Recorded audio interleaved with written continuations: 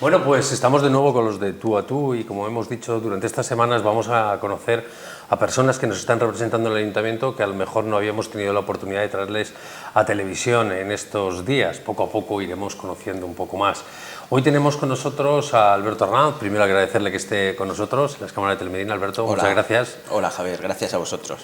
Y queremos que conozcan un poco más a Alberto. ¿Quién es Alberto? ¿Dónde es? Y ya saben cómo son los de Tú a Tú. También hablaremos de política y de muchísimas cosas. Pero primero saber, Alberto, ¿dónde naces? Bueno, pues yo tengo la suerte, el privilegio de haber nacido aquí en Medina del Campo y bueno, soy autóctono. Autóctono de la villa. De la villa, desde el primer momento, sí. Nacido en el Simón Ruiz, por cierto. En el Simón Ruiz. Efectivamente. ¿Tus padres qué son? Por parte de mi madre sí que la familia es de aquí, de la tierra también, y bueno, por parte de mi padre, que ya no está con nosotros, pero bueno, viene de Extremadura, de Badajoz. Y ya vino hace muchos años en la central contable de Banesto, que algunos os acordaréis, fue uno de los primeros que se incorporó en ese puesto de empleado de banca, en la central contable de aquellos años, que dejó muchos recuerdos y que aunque ahora desarrolle otras funciones a nivel más social, ese sitio, pero bueno, quedan buenos recuerdos para mucha gente allí de esa central. O sea, que tus primeros recuerdos siempre han sido de Medina del Campo. Sí, sí, la verdad es que... ¿Has visitado mucho la tierra extremeña? ¿Has ido... toda la vida, la verdad es que por suerte, por la familia, siempre hemos tenido un vínculo muy directo con la tierra de Extremadura, una gran tierra, Badajoz en concreto, y bueno, pues desde pequeñito siempre los viajes se han intercalado entre Castilla y Extremadura. Oye, hay una mezcla de carácter. El carácter castellano y el extremeño no tiene nada que ver. ¿A ti cuál te ha tirado? ¿O cuál genéticamente? Puede que quizá al final yo me quede un poco con... No es que me quede yo, sino que me hayan salido un poco más las raíces castellanas quizá, pero es verdad que, y dabas una clave ahí, que el carácter extremeño o el carácter andaluz en general es de otra manera.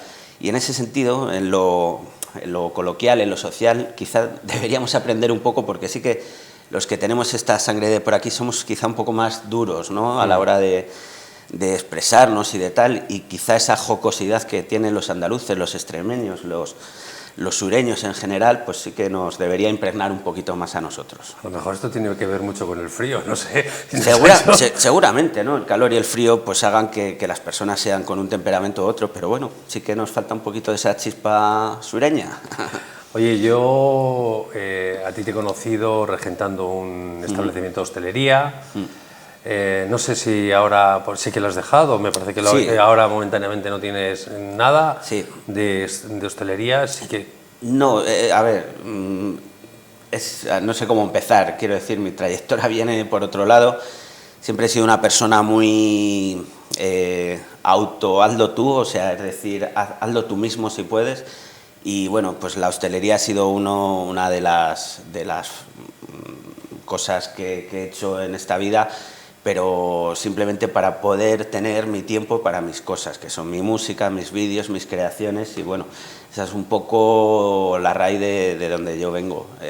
Siempre has estado relacionado con la música medinense, es un tema que yo, por ejemplo, no he vivido nunca desde dentro, con lo cual tengo bastante ignorancia, conozco lo que conocen a lo mejor casi todos los medinenses, ¿no? Sí.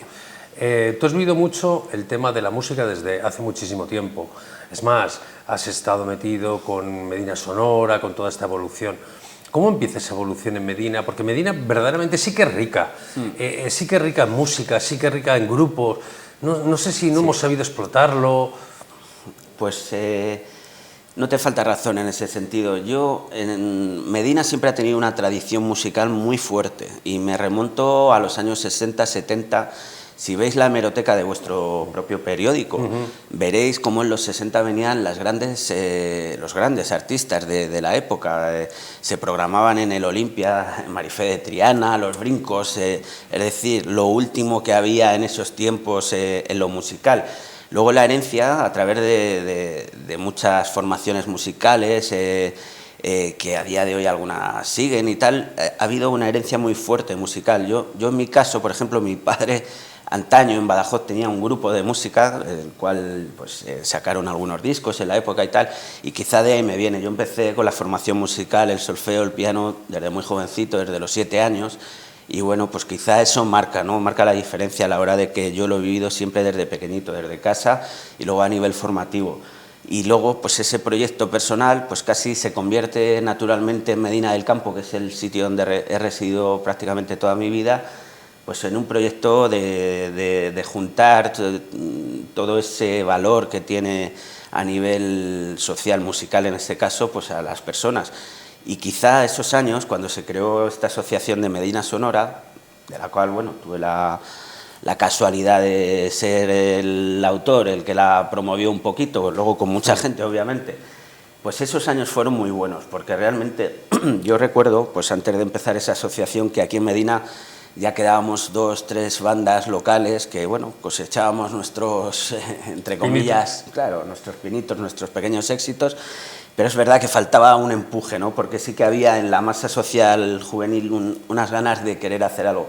Y el proyecto de Medina Sonora lo que hizo fue desarrollar esas inquietudes, y recuerdo que el primer año, cuando se subvencionó por primera vez, pues el primer proyecto del disco que se grabó junto con los autores locales y demás, formaron ya 14 bandas, fueron el primer disco, las que se incorporaron a un proyecto que era fiel reflejo de la participación, en este caso musical, y de cómo la creatividad desbordaba en Medina. Y luego los siguientes años, que fueron hasta 8 años que se editó ese disco, pues la participación aumentó hasta 24 grupos en algún año. Colaboraciones con la Semana de Cine, colaboraciones con el Ayuntamiento. O sea, fueron años realmente vivos, donde la música formó parte de los medinenses y aportaba muchísimo a nuestra sociedad. ¿Y cómo está ahora de salud este mundillo? Si tuviéramos, hasta que haya vídeos ahora de quirófano y demás, ahora hacer una retrospectiva en el sentido de cómo está ahora y qué nos ha faltado, qué nos faltó para pegar a lo mejor un empujón definitivo. ¿Cómo está ahora? Te voy a responder a eso. Yo creo que está un poco más de capa caída. Quizá las políticas nacionales, las normativas, en cuanto, que hay que entenderlo también, en cuanto a ruidos, ¿no? Y ese tipo de presión legal, digamos, de alguna manera, ha hecho que baje, no solo aquí en Medina, sino a nivel de España, un poco pues la música en directo, este tipo de poder promocionar a nuevos artistas emergentes y demás. Hay cada vez más dificultad para poder tocar en sitios, no se apuesta por nuevos sitios donde la cultura juvenil tenga un punto donde poder soltar todo eso que llevan dentro. Y quizás la solución era tener algún lugar, digo, que Medina de Campo a lo mejor, algún lugar de artes escénicas donde se pudiera tocar todas las semanas, donde pudiera programarse grupos, porque estarían encantados de actuar con la gente, no sé. Tenemos un Teatro Olimpia, por ejemplo, de propiedad municipal, que yo entiendo que está un poco tal, pero sí que haría falta realmente un proyecto que desarrollara en un espacio como ese. Te digo ese por poner un ejemplo. Tenemos un auditorio también. Tenemos un auditorio que es verdad que aunque se utilice bastante para las artes más clásicas, quizá teatro, música clásica o música culta, digámoslo así, pero es verdad que falta un poco de iniciativa a la hora de poder incorporar nuevas propuestas, más de corte independiente, si lo quieres llamar, o de corte más juvenil, ¿no? Pero bueno, hombre, no nos podemos quejar de la programación del auditorio, desde luego, porque está a la última, eso hombre, seguro. Me imagino que ahí tienes un reto, ahí quedará hueco seguramente, no lo sé ahora mismo, hablo sin una agenda en la mano, pero estoy convencido de que quedarán huecos, días con huecos para buscar algún tipo de programación que dé salida al arte medinense, a los grupos medinenses, buscar... Bueno, ya que tenemos un edificio, explotarlo al 100%, no lo sé, me imagino. Hay que buscar nuevas fórmulas. Estoy convencido que en un futuro, tarde o temprano, poco a poco se irán incorporando a esa programación nuevas propuestas. De hecho, hay alguna vez que ha habido alguna programación pues, de acústicos, un poco músicas más relajadas quizás para todos los públicos también, que rompen un poco con lo que es la música más de auditorio, ¿no? Pero bueno, poco a poco hay que intentar dar paso a paso y no se puede correr en esta vida. Yo algo que he aprendido es a no tener prisa, las cosas vienen a veces bien dadas, otras menos bien dadas, pero es verdad que hay que ser firme, hay que tener un poco de tesón y saber esperar el momento para todo. No el momento personal, sino el momento de eclosión. Acuérdate en los 80 esa famosa revolución musical que hubo en Madrid, ¿no? La llamada movida madrileña. Realmente no eran tantos. Eran un grupo bastante reducido de artistas, de músicos. Pero llegaron todos, eclosionaron. Llegaron todos, pues porque muchas veces no es la cantidad de personas las que mueven los estados de salud musical o de salud artística, sino las ganas de verdad. Cuando hay gente que de verdad cree en proyectos o apuesta decididamente por ellos, eso es imparable. O sea, una persona, yo soy de los que creo que puede seguir cambiando el mundo, ¿no? De alguna manera. Y luego, mi siguiente referencia, que no seguramente, lógicamente habrás tenido más, pero mi siguiente referencia es ya relacionado un poco con el mundo político, con las primeras apariciones de Gana Medina. ¿Cómo llega esa faceta de Gana Medina? ¿Cómo dice uno, oye, pues mira, hay un movimiento, voy a ver qué pasa, voy a las primeras reuniones, no sé si es así o te lo pide alguien? Te puedo contar mi experiencia, que es lo que te puedo decir a fe cierta. Los últimos tiempos, hablo ahora de una terminología general, en el ámbito estatal quizá, sí que ha habido una sensación en la sociedad de que algo fallaba, y a través de eso pues se han ido creando plataformas, han ido juntándose personas. Quizá el movimiento más claro fue el del 15M, en el cual ya se empezó a ver un sentimiento que, bueno, pues que hay gente que... ¿Qué significó para ti el 15M? Ahora seguimos con eso. ¿Qué significó el 15M?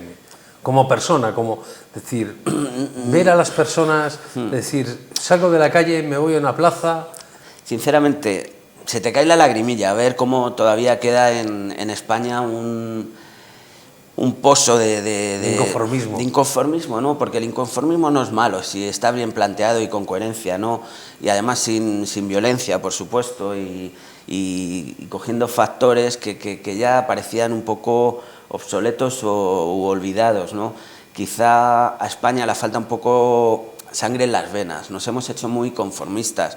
Ya no hablo solo de política, aunque es política lo que estoy hablando, obviamente, pero sí que falta una chispa, ¿no? de rebeldía, de inconformismo, pero no en el plan revolucionario que tenemos entendidos ya de un cierto lado de la política, sino a nivel personal, ¿no? Yo creo participativo sería. Participativo, y sobre todo de crear una conciencia colectiva que haga que las personas pues sientan algo más que el mero hecho de levantarse todos los días a hacer lo mismo, ¿no? El sistema de alguna manera te atrapa, te lleva por un camino que al final, si haces un repaso normalmente al final de tu vida, es cuando te arrepientes de todo. Pues yo lo que nunca me ha gustado es poder llegar a mis últimos momentos y decir, joder, me arrepentí de todo.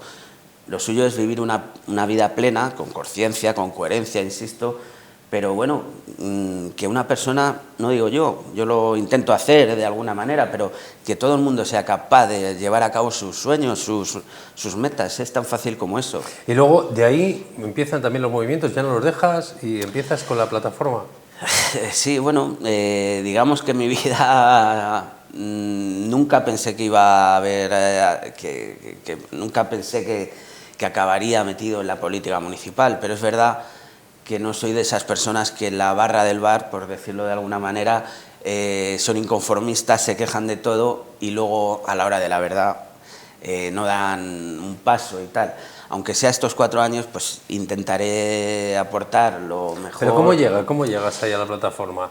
¿Te llama alguien? ¿Tú ves que hay un movimiento social bueno, y pues vas a enterarte? Se crea un grupo aquí, que es el de Gana Medina, que entiendo que viene un poco avalado por otros partidos, quizá, que vosotros lo hablabais, que si estaba Izquierda Unida, que si estaba otras plataformas, y bueno, yo de una manera natural me acerco a esas reuniones, veo que se está creando un nuevo modelo de participación a través de este grupo municipal de Gana Medina, independientemente de estas agrupaciones políticas que te decía, y bueno, pues veo una posibilidad de encontrar un una plataforma de cuño político que pueda responder a las expectativas de los ciudadanos en cuanto a participación. Eso es lo que me hace dar el paso realmente, porque yo en lo político nunca me he decantado por nadie. En Medina del Campo he podido trabajar con diferentes grupos políticos a nivel cultural, me refiero pues, en el gobierno del PP antiguo, muchas de los programas que hemos hecho a través de Medina Sonora y se han hecho con ese partido. El Partido Socialista pues también apoya esas propuestas, algunas. Ha habido algún encontronazo con algún otro político que ya no está, pero bueno, realmente no he tomado partido nunca por un lado o por otro, tal. Creo que todas las personas pueden aportar y en ese sentido, pues bueno, en el grupo de Gana Medina sí que he visto una posibilidad real de ver una, vamos a llamarlo, democracia participativa. Ahora, aunque pegamos un pequeño salto, luego volveremos incluso para atrás, ahora eres concejal del Ayuntamiento de Medina del Campo. Independientemente de que estás por unas siglas o por una plataforma, llamémoslo, tú te has parado a reflexionar en el sentido de decir, vamos a ver, tengo que sentarme y decir, ¿qué puedo aportar yo personalmente, independientemente que lógicamente estás en un grupo, pero sí, ¿qué puedo aportar yo ahora mismo a Medina del Campo? Es una pregunta difícil, ¿no? Más que nada porque, bueno, no sé si la pregunta es qué puedo aportar yo en lo personal, que creo que puedo aportar cosas, ¿no? Mi experiencia en la cultura, en las artes aquí en Medina siempre ha sido amplia y lo digo con humildad, de verdad. Pero bueno, luego una vez que estás dentro es difícil, ¿no? Porque te encuentras con el juego político en este caso, el partido que gobierna, pues quiere hacer las cosas a su manera, que es muy entendible, y le cuesta dar ese brazo a torcer a la hora de querer contar con otra gente, porque al final todo es política. Y ahí es donde me he encontrado la barrera, y lo que quizá de alguna manera también me hace ponerle más empeño para demostrar que todos podemos ir de la mano, ¿no? Y poder hacer proyectos en común, que son los que verdaderamente necesita Medina. En el aspecto cultural creo que Medina necesita proyectos de ese ámbito que regenerarían sobre todo, pues, sobre todo que no se vayan los jóvenes de Medina, que yo, como joven cada vez menos que soy, veo que la gente cada vez se va. Medina cada vez tiene una población más mayor de alguna manera y hay que pensar en el futuro siempre con un poco la población y Medina se está quedando sin jóvenes, se van, sus inquietudes ya no aparcan en Medina del Campo, ya pasan por irse a otras ciudades, Valladolid, Salamanca, Madrid, el extranjero. Sobre todo al extranjero, y la despoblación de los jóvenes españoles está siendo tremenda. Lo cual no quiere decir que sea culpa de los medinenses propiamente dicho, de las políticas municipales, que algunas sí, puede ser, o algunas no, pero en general las políticas nacionales han hecho que eso cambie, y nosotros tenemos que luchar y apostar por modelos que queden a las personas en los pueblos, incluso que traigan más, porque todo pasa por ahí. Si en 10 años vista, 15, 20 años, ya no quedan jóvenes, ¿qué va a ser de Medina? Ahora podemos vivir unos momentos felizmente sostenibles, vamos a llamarles, pero a largo plazo, ¿quién ve? Y los políticos muchas veces no vemos a largo plazo. Y me voy a incluir, aunque no me siento político, me siento ciudadano. Oye, ¿cuál es lo mejor y lo peor de pertenecer a una organización? Lo mejor, lo que aprendes, está claro, porque quizá a nivel más administrativo, a nivel más legal, pues veo mis carencias y eso es así. Y en estos 3-4 meses he notado que he aprendido mucho, que aprendes a trabajar desde dentro, internamente, quizá, y ves cómo los mecanismos que se pueden tocar por aquí y por allá, pues son los que realmente se llevan a la práctica las políticas, en este caso municipales. Lo peor, pues que entras con una ilusión, entras con unas ganas de entenderte con la gente y te encuentras desencuentros, nunca mejor dicho. Yo hay una cosa, por ejemplo, que este tipo de asociaciones y además yo creo que en este país muchas cosas tienen que cambiar, ¿no? Yo siempre he criticado Por ejemplo, lo de las puertas giratorias me parece algo tremendo, que en este país no se haya cambiado y que estemos hablando todavía de ello. O sea, directamente se tenía que prohibir con aquellas personas y hay que elegir. No puedes, representantes que tengan posibilidades de contratos no pueden acabar luego en las mismas empresas que le han dado los contratos. Sí. Siempre he criticado el tema de los asesores de los partidos, porque al final los asesores de los partidos, yo entiendo que tienen que tener asesores, pero tienen que ser juristas, ingenieros agrónomos si es para agricultura, médicos si es para educación. Claro, las nuevas políticas, digamos, vienen reivindicando mucho esto, pero también es cierto que, claro, luego te encuentras, y te pongo el caso, por ejemplo, de un compañero tuyo está de asesor en Izquierda Unida en Castilla y León, no es ingeniero agrónomo, no es un hombre de energía, al final todos esos cargos acaban en gente de los partidos. Entiendo que muchas veces hablar de la nueva política, pero luego cuando nos toca aplicarla es complicado, porque yo entiendo, para mí los asesores no deberían de ser de ningún partido, deberían de ser técnicos especializados, para eso asesoran, técnicos especializados en la materia, gente de ordenación del territorio, gente que subiera la política energética, gente de, no sé, es mi impresión. Y las nuevas políticas que engancharon mucho, las nuevas formas, y en esto entramos en el 15M, en las plataformas, incluso en las plataformas para las municipales que hubo, había un nuevo discurso. Pero claro, luego, a veces traiciona el discurso cuando se habla otra vez de partidos. Es que es muy difícil cambiar. A ver, yo creo que la sociedad, por lo menos la española, merece una oportunidad de cambio. El cambio, yo no sé cuál es, pero sí que todo pasa, por todo lo que estabas hablando, pasa por la renovación de las viejas políticas. El mundo ya no es entendible como lo era hace 10 años, ni como lo era hace 20, ni 30, ni tal, pero es verdad que en España se arrastra sin querer una lucha interna a dos bandas quizá, que son los opuestos políticos, que nos lleva lastrando sobre todo a los jóvenes que intentan buscar nuevos valores, nuevas formas de entender la política, de tal, y claro, nosotros hemos tenido un problema que no se cerró nunca, ¿no? que ha sido nuestra triste guerra civil, con muchos factores, y no voy a entrar a hablar del tema, ¿sabes? No voy a entrar a hablar de unos de otros y tal, sino no hemos sabido cerrar viejas heridas, y eso a día de hoy nos pasa factura a todos, a un lado, a otro y a los demás allá.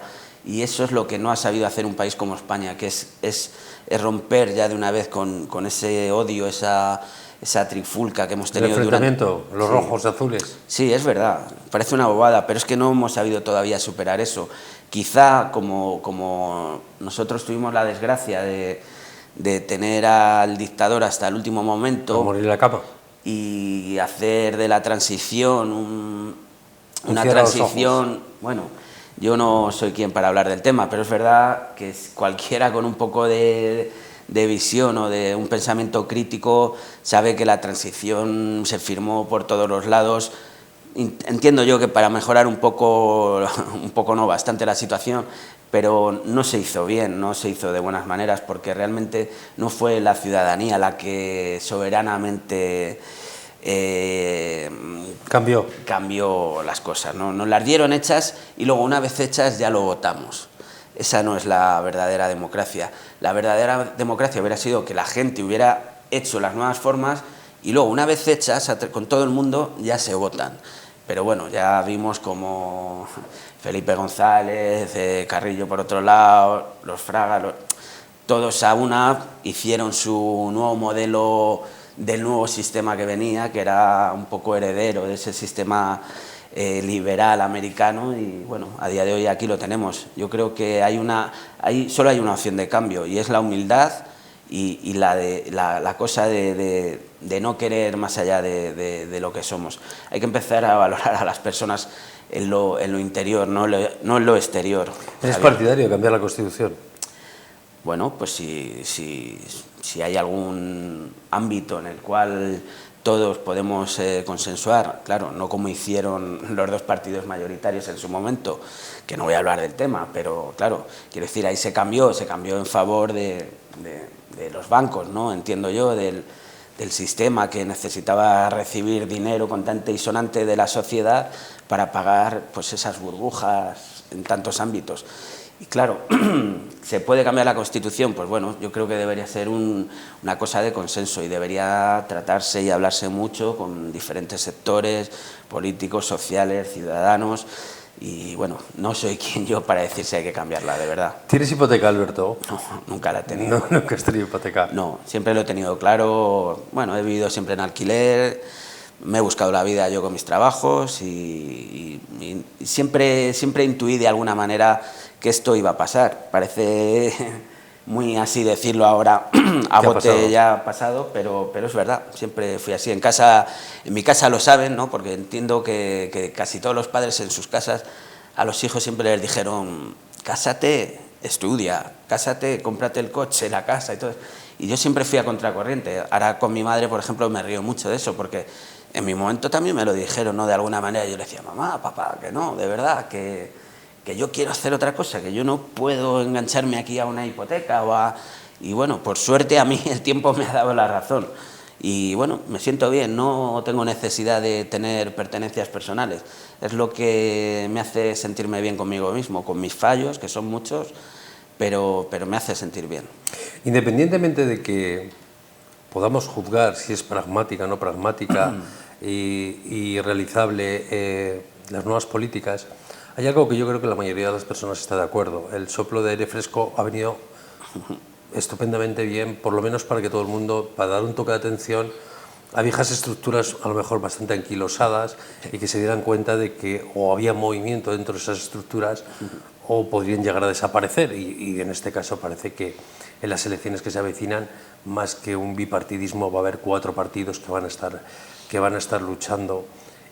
Lo que pasa es que por otro lado, dice, vaya una sociedad española, a la hora de demandar, habéis dejado durante 20 años, por poner una cifra que no tiene, sí, no me cojáis, sí, 20 años, sí, bueno, a unas estructuras que se vayan anquilosando y un día explotéis vosotros. ¿Habéis sido también una burbuja Puede ser, sí, una burbuja latente que ha estado ahí, que quizá no supo salir a tiempo, no supo formar parte de lo que hablábamos antes, de esa primera transición, o no pudo formar parte de esa transición, porque ya te digo que vino el paquete ya hecho a medida de, entiendo yo, que de ciertos intereses.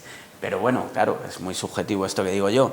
Pero bueno, yo creo que era algo que esa burbuja de la que hablas tenía que explotar de alguna manera, en el buen sentido.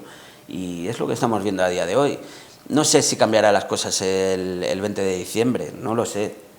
Tampoco que vengan otros partidos implica que vayan a cambiar o pueden venir, cambiar y hacerlo a peor. O sea, nunca se sabe por dónde puede venir, pero está claro que, como decía aquel, si algo no funciona, cámbialo. Eso es una máxima para la vida de las personas, entiendo. ¿Democracia, cultura y educación van unidos? Hombre, lo estás diciendo tú mismo, yo creo que sí. La pregunta me la has dado casi ya respondida, ¿no? Pero sí, y hay una cosa que es importante, que son las artes dentro de la educación, que cada vez están más restringidas en lo que es la educación formal y normal de los jóvenes. Y creo que las artes, de cualquier ámbito, musical, artes plásticas o lo que sea, son parte fundamental en la educación de los niños, además desde la base, porque eso hace que fomenten la creatividad, la movilidad, incluso, ¿sabes? Que un niño cuando aprende desde pequeñito a tocar un instrumento o a dibujar o a trabajar en algún tipo de artes aplicadas y demás, desarrolla ya motrizmente su persona y eso hace que piense más y eso hace que en un futuro sea más fuerte para vivir en esta sociedad que nos aprieta por todos los lados. Y creo que, hombre, las políticas nacionales deberían, de una vez por todas ya, fomentar las artes a la hora de fomentar la educación desde la base. Ya los griegos lo hacían, o sea, no es nada inventado, eso se sabe desde hace mucho. Y las grandes épocas que han desarrollado las artes y han hecho evolucionar a las sociedades vienen ya de cientos de años atrás. Y siempre esa revolución ha pasado por las artes, siempre ha sido así. ¿Hasta qué punto la crisis ha hecho daño a la cultura de este país? Es decir, ¿hasta qué punto la crisis se ha cebado con la cultura? Vale, antes de intentar dar mi opinión al respecto a esa pregunta, creo que habría que ver hasta qué punto la cultura ha tenido culpa en todo esto. Es decir, es verdad que también de alguna manera en España hemos vivido una cultura de subvenciones, en la cual yo también he estado metido como asociación, no a nivel particular, y eso hace de alguna manera también perder la esencia de esa cultura. La cultura no debería depender nunca del dinero, debería depender de las personas, de los proyectos, de la ilusión. Ahí es donde choca la pregunta que me estás haciendo, es decir, ¿qué parte de culpa tenemos nosotros, o la cultura en general, que no hemos sabido sacar lo mejor de nosotros? Y ya cuando se nos ha dado el dinero, cuando hay dinero de por medio, entiendo yo que ya las cosas ya no funcionan de la misma manera. Hay que aprender a desprenderse de lo material para llegar a conseguir otras cosas, y que luego, si lo material llega, pues llega de una manera natural, pero hay que quitarse muchas veces las vestiduras que nos... Está bien reconocer que hay una parte... porque además se ha vendido muy mal la cultura. En este sentido, y es una opinión mía, la cultura, el gran problema que tiene en muchos de los casos es lo que genera, ¿no? Y muchas veces se vende mal lo que genera como industria. Que aunque parezca muchas veces que es hablar, dentro de la cultura, hablar de la parte menos gloriosa de la cultura, pero es verdad que tiene unas cifras, que tiene unos números que a lo mejor nunca se han puesto en valor, que es una gran parte de la cultura. Nunca. Y además uno de los sectores que más dinero mueve en este país es la cultura como tal, a nivel municipal, a nivel provincial, a nivel estatal. Pues se mueven muchos millones. El 4% del Producto Interior Bruto es fruto de esa cultura, el 4% del Producto Interior Bruto. Y España, perdona, no acaba de ver cómo ese sector se debería de potenciar mucho más, porque realmente hay un mundo laboral y económico detrás de ello, ¿sabes?, que se podía respaldar a la vez, a la par, que educativo y de ámbito más social, si lo quieres ver así. En otros países se apuesta por la cultura. España parece que con estas peleas que arrastramos, siempre la cultura ya se la ha puesto en un bando, y eso no es bueno. La cultura es de todos y no tiene bandos, pero como en este país se ha hecho ver que la cultura tiene un bando, y pues ya es donde entran los problemas. Pero realmente habría que liberarse en este sentido. Oye, Alberto, una de las primeras ruedas de prensa que tú das, yo, a mi entender, sí. Hay una pequeña metedura de pata cuando haces una referencia a la púnica. Es verdad que luego pides perdón. Es tanta la presión cuando uno va a dar una rueda de prensa buscando... viene la tele, las emisoras de radio, el del periódico... parece que cambia el escenario un poco. Bueno, de alguna manera tengo experiencia un poco... Experiencia, entiéndeme, o detrás de las cámaras o detrás del micrófono, ¿no? He trabajado en radio varios años, he participado en proyectos televisivos, grabo mis cortometrajes, o sea, el mundo audiovisual le tengo muy cercano, ¿no? Y en ese sentido no he notado la presión. El fallo ese que quizá cometí, o por el cual pedí disculpas, y he de decir que fue el que la mayoría de los medios de comunicación locales se hicieron eco en vez del verdadero tema a tratar, pero bueno, ahí me sentí un poco, no sé si humillado, pero no me gustó, y que conste que aquí fueron los únicos que dieron la noticia como era, luego ya que la gente la valore. Pero en general no se dio la información que se necesitaba. Respondiendo a tu pregunta anterior, hace poco, por ejemplo, he visto cómo personajes de ámbito público, músicos de ámbito público, no voy a dar el nombre, no hace falta, salían en la trama púnica por hinchar los precios de las contrataciones en ciertos municipios afines a ciertos partidos políticos. No digo ni unos ni otros. Ahí lo dejo. Quiero decir que lo que yo dije, yo pedí disculpas porque entiendo que no me cuesta nada pedir disculpas. Si eso se utiliza políticamente, pues bien. Porque yo creo que se puede pedir disculpas o se pueden hablar las cosas o tal. Pero lo que yo dije o lo que yo realmente demostré con un papel, eso lo estamos viendo en muchos municipios. O sea que no es ninguna cosa rara. No pedí disculpas porque siento que las tengo que pedir si si con eso consigo que se hagan mejor las cosas. Yo no sé si pecasteis de pardillos en las negociaciones cuando estabais en plenas negociaciones. No sé si tienes la sensación de que, teniendo un acuerdo tan...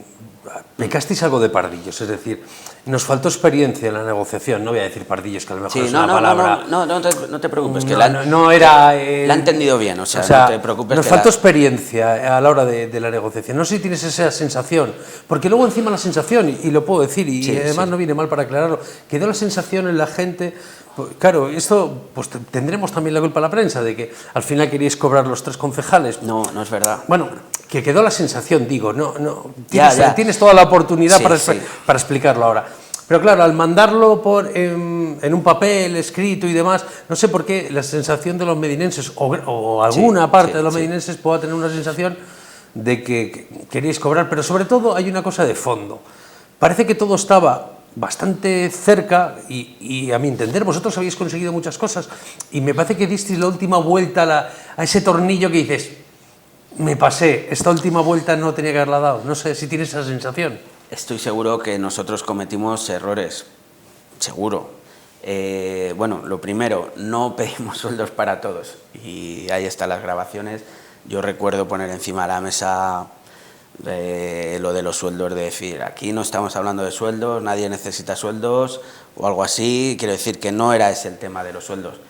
De hecho, por ejemplo, Jorge, mi compañero de partido, dona todos sus ingresos, nosotros también a ciertas causas, no a las mismas, pero bueno, en ese sentido no es el dinero lo que nos mueve, pero bueno, yo no sé, por parte de, claro, a ver, la señora Teresa López, la alcaldesa, tiene muchas tablas, sabe lo que es la política desde dentro, vive de ella, funciona con ella y tal, y ella también supo sacar información contaminada que nos hizo mucho mal a nosotros, en vez de optar por la actitud de conversar de verdad.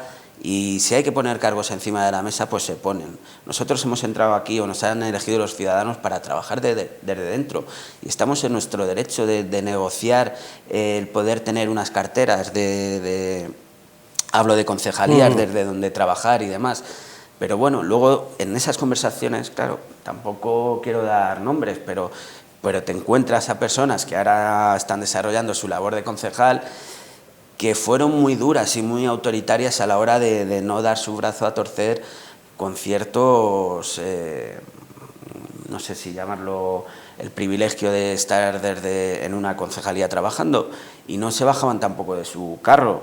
Eso es ya la guerra, que se quiera ver de quién son los malos, los buenos. No se trata de eso, yo creo. Pero Alberto, tú sabes como yo creo que ese acuerdo era factible. Sí. O sea, tú sabes, yo me he escuchado o sea, yo he tenido... Sí, todo el mundo las ha escuchado que ha querido. Yo las he escuchado y de verdad, si yo tuviera que firmar un contrato, y en vez de ser esas negociaciones fueran con un contrato y yo no lo hubiera firmado, hubiera dicho, no lo he hecho bien, tenía, a lo mejor, aquí a ir al punto, teníamos que haber tocado otras cosas, pero es que era tan cercano que uno tiene una sensación de que se va sin el contrato de publicidad, en el caso de que fuera mío. La verdad es que el día que salieron los resultados, el mismo domingo de las elecciones, casi por parte de nuestro grupo y no sé si del grupo socialista, todos tuvimos la sensación de intentar crear un proyecto común, casi antes de sentarnos a hablar.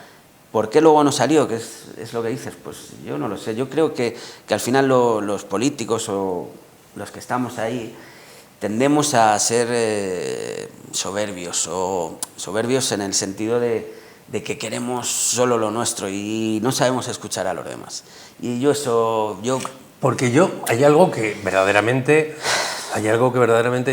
independientemente de que como no se ha hecho, nunca sabremos ahora mismo cómo funciona, sí que es verdad que dentro de vuestra propuesta cambiáis mucho la estructura del ayuntamiento, ¿vale? Sí. A mí me pareció un cambio muy importante de cara a una legislatura. Yo puedo estar más o menos de acuerdo, no es lo importante. Lo importante es que esa parte del cambio parece que ya estaba asumida dentro de la mesa, esa parte del cambio sobre todo de áreas y no sé qué. Sí, os acordáis de las conversaciones. Y desde una posición... Lo veían bien. Desde una posición minoritaria, por decirlo de alguna manera, se había conseguido un gran logro, que era que la estructura del ayuntamiento cambiara casi completamente. Entonces, por eso digo que, bueno, desde la parte minoritaria se había conseguido ya... Yo no sé cuál fue el factor que rompió todo. Desde luego que no fueron los sueldos, eso te lo digo. Luego, por otro lado, la información que salió, que a nosotros no nos dejó en buen lugar, pero bueno, ¿qué vamos a hacer?, fue lo de que pedíamos 4 concejalías para 3 personas. Cuando es verdad que hay concejales a día de hoy o antaño que llevaban diversas concejalías, no es una cosa rara tampoco, pero no lo sé, no sé dónde se rompió el acuerdo. Yo entiendo que quizá los dos cabezas de lista, digamos, tanto Teresa como Jorge, que son los que quizá... ¿Le faltó cintura? Yo creo que sí, sinceramente, haciendo autocrítica, primero personal y luego en general, pero creo que sí, que les faltó un poquito de tranquilidad a la hora de saber hablar. Siempre se hubiera podido llegar a un buen acuerdo que hubiera sido beneficioso para todos, en vez de tener un gobierno en minoría y estar bregando todos los días. Porque yo tengo la sensación, y no lo sé, y como lo he comentado y lo he comentado en algún debate, tengo la sensación de que después de esa ruptura, dos partidos que en principio tienen que tener bastantes cosas en común, porque son de izquierdas, tienen que tener bastantes cosas en común, deberían de haber tenido más encuentros en otros puntos. Habéis tenido en alguna moción algún encuentro, pero normalmente habéis tenido más desencuentros que encuentros. Sí. Y entiendo que a lo mejor ese punto de ruptura de negociaciones o de dejar de seguir hablando ha marcado un principio de legislatura de decir: no nos queréis para nada. Y entiendo que políticamente, en muchas de las cosas, no digo, por supuesto que tenéis otras diferencias, sí, pero en muchas de las cosas no hay tanta diferencia como para no haber podido llegar a acuerdos. Te diría varias cosas. Una, el Partido Socialista no entiendo que sea un partido de izquierdas. Ahora mismo creo que es un partido de centro-derecha, y me refiero por las políticas. Yo conozco a Teresa y te puedo asegurar que es de izquierdas. Perfecto, yo hablo del Partido Socialista. Digo en el Ayuntamiento de Medina. A nivel individual se pueden sentir de izquierdas o lo que sea. Yo entiendo que el Partido Socialista a día de hoy es un partido de corte centro-derecha, es decir, de corte económico-liberal, porque tiende a privatizar todo, pues como las políticas del PP, de las cuales yo puedo estar en contra, pero no digo ni que sean malas ni buenas, cada uno tiene su postura, pero no entiendo al Partido Socialista a día de hoy como un partido de izquierdas, eso por un lado. Y por otro, pues creo que se debería de cambiar la forma, cuando hay unas elecciones, en este caso municipales. Creo que las prisas son malas, es decir, una vez sacados los resultados, ponerse a negociar todo rápido y tal, solo lleva a estos desencuentros. Quizá debería haber ese periodo de los 100 días, en vez de, para no criticar al oponente o tal, se debería ocupar esos 100 días en reflexionar, ¿sabes? Haríamos una especie de consenso en donde se sacara la fumata blanca o la fumata negra, como la elección papal o algo así, todos en una sala y que haya consenso. Yo soy partidario del consenso siempre, y además a todas las bandas posibles, no con un partido sino con todos, y que los gobiernos se formen con todos. Claro, pero esa idea que yo tengo de plural y colectiva, de entender sobre todo las políticas municipales, pues claro, es muy difícil llevarla a cabo. No entiendo, yo en lo personal puedo tener capacidad de entendimiento, pero si luego los grupos vienen presionados por su propio grupo a otros niveles, y hablo del mío, hablo del otro, hablo de todos, pues al final no vamos a poder llegar a un... ¿Sabes lo que pasa, Alberto? Que yo, por ejemplo, y lo he dicho, me pareces una persona muy razonable. Estoy convencido que si yo tuviera que negociar contigo unas cosas, aunque políticamente estuviéramos al 50% en desacuerdo, estoy convencido que el 50% que estuviéramos de acuerdo lo llevaríamos a cabo, y el otro 50% a lo mejor no lo llevábamos, o se llevaba de otro. Sí. Pero claro, y estoy hablando de las personas que están viendo la tele y de, oye, pues parece una persona razonable, no entiendo... No sé si lo soy, No sé si lo estoy diciendo yo, no lo estás diciendo tú en este caso. Pareces una persona razonable, se puede hablar, podemos discrepar, por supuesto no vamos a estar de acuerdo, y las personas que están viendo la televisión en este caso estarán pensando lo mismo, y ¿qué les pasa a todos cuando entran por ese consistorio, cuando suben arriba las escaleras? Son las escaleras las que cambia la gente, no sé... Te lo hago como una reflexión que puede estar haciéndose el público. Me gusta eso que dices, pero sí, parece que quizá hay una puerta espaciotemporal, cuando entras por el ayuntamiento cambia todo y vives en otro mundo. Pues puede ser, no sé qué es lo que pasa, Javier, pero realmente si me he metido en esto es para intentar hacer consenso, sinceramente, por encima de mis intereses personales y por encima de todo. Hay que saber llegar hasta el final, es decir, hay que ser capaz de dar la vida en un momento dado para cambiar las cosas, que es lo que hacen, no lo digo por mí, ideólogos y las personas que quedan ahí para la posteridad como reflejo. Oye, una pregunta rápida. Si tuvieras que reflejarte en algún político nacional, no tiene por qué ser contemporáneo, ¿vale? ¿Tienes alguna figura de político nacional así que digas, mira, Javier, este político me gustó lo que hizo, me gustó su trayectoria y me gustó su discurso? No sé si tienes algún político que te venga a la mente. ¿O nunca te has visto reflejado en ningún político concreto? No han sido mis modelos los políticos. Quizá en lo de políticos, pues los que menos trascendencia han tenido, de la Xunta Aragonesista, por ejemplo, ¿te acuerdas de La Bordeta? De la Bordeta, pues no sé, siempre se le ha tenido como un poco un ideólogo, un tal, que aunque no llegara políticamente a mucho, pero bueno, pues esos son un poco los políticos hasta donde puedo llegar. Pero insisto, no son los políticos mis modelos, pues no sé, son mi familia, mis amigos, mi gente, mi pueblo, la música también. Creo que a nivel de artistas, aunque no soy nada fan de nadie en concreto, simplemente me gustan todas las músicas, pero bueno, la música, la cultura es el modelo mío, la participación, es que verdad, es que sí, ha sido así toda la vida y no entiendo mi vida sin ese modelo. Oye, para acabar, fíjate, hemos estado hablando mucho tiempo y sobre todo hemos hablado mucho de entendimiento, de consenso, de razón, ¿no? Imagínate ahora que cuando desde una parte de la sociedad se quieren consensos y entendimiento, nos encontramos ahora en unas elecciones del 20 de diciembre y vemos que dos formaciones que en principio deberían de llegar a un acuerdo, como va a ser ahora En Común y Podemos, donde, bueno, puede que les separen y seguramente les separarán en algunas circunstancias, pero estoy convencido que les une mucho más de lo que les separa. Hablamos de ser razonables y demás, y sin embargo van a ir en dos formaciones totalmente distintas a unas elecciones donde se necesita, por nuestra ley electoral, se necesita tener un poco de músculo. ¿No te parece algo que dice la gente tan razonables? Choca verlo, choca, de alguna manera es triste, ¿no? Es triste, bueno, triste, es que no sé si es el calificativo. A la gente que nos gusta la unión, yo lo veo en ese sentido un poco como que ha fallado algo, que ha fallado. Si realmente, como decías tú, Javier, unen más cosas de las que desencuentran, ¿por qué no se ha llegado? Pues lo que sé, al final yo no sé si es una cuestión de egos, de viejas políticas, no lo sé, no sé cuál es la explicación. Lo que está claro que así no se puede cambiar nada.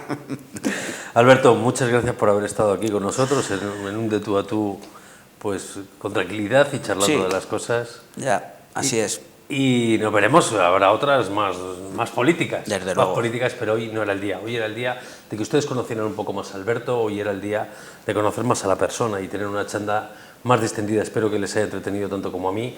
Y les dejamos con el resto de la programación. La semana que viene volvemos con el de tú a tú, aquí en Telemedina Canal 9.